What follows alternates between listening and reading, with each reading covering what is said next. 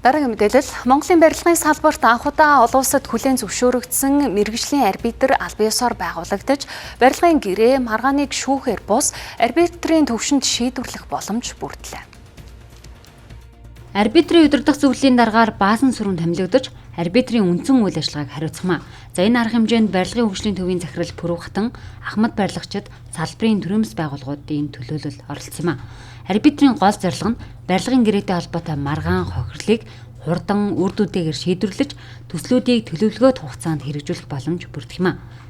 Ингэснээр шүүхээр удаан шийдэгдэх асуудлууд буурч төслийн санхүү хугацаанд эерэг нөлөө үзүүлэх чухал алхам болж байна. Барилгын нарийн технологи, барилгын процесс үйл явцыг мэдэх юм мэргэжлийн арбитрчдтэй мөн олон улсын байгууллагуудад олон улсын арбитрийн байгууллагад байгаа арбитрчтай тусламжтайгаар биднийг бүх маргааныг маш хурдан мэргэжлийн барилгын талын барилга дэд бүтцийн талын мэргэжлийн зүгээс нь зөв шийдвэр гаргаад ингээд хараат бусаар маргааныг хурдан түргэн шийдвэрлэх тийм арбитрийн газар бол байгуулж байгаа. Энэ салбар их үнэтэй зүйл байхгүй. Тэгээ цаг хугацаа алдна гэдэг өөрөө цаана мөнгөөр илэрхийлэх, мөнгөөр ч илэрхийлэхгүй гэсэн учиртай хохирлохоо хэмжээнд том асуудал байдаг.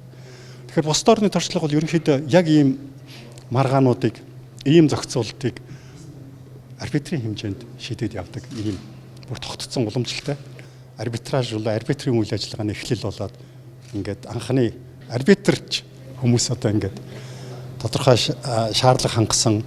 За тэгээд энэ сургалтанд нь хамрагдсан. Тэгээд яг олон улсын стандартын дагуу шалгалт өгөөд тэнцсэн улсууд өнөөдөр аль биесээр арбитрч болж тангараа өргөх ийм асуудал явж байгаа. Энэхүү арбитрийн үйл ажиллагаа нь бол хараат бус байдаг.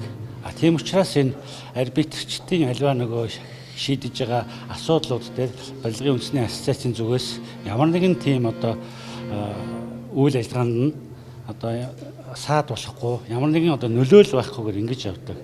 Тэгээд энэ процесс нь өөрөө нөгөө эрх зүйн хувьд явагддаг учраас тухайн үйл ажиллагааг хяналт тавих асуудал нь арбитрийн дотор удирдах зөвлөлттэй байдаг. Удирдах зөвлөл нь энийг хянаа явуулна. Монголын барилгын салбарт үйл ажиллагаа явуулж байгаа компаниудын хувьд олон улсын арбитрийн оролцоо нь бизнесийн илтгэлцлийг нэмэгдүүлж хөрөнгө оруулалтад эерэг тохио болох юм. Цаашид энэ арбитрийн бүтц нь салбарын тогтвортой хөгжлийг хангах нэн чухал тулгуур болно гэж үзэж байна.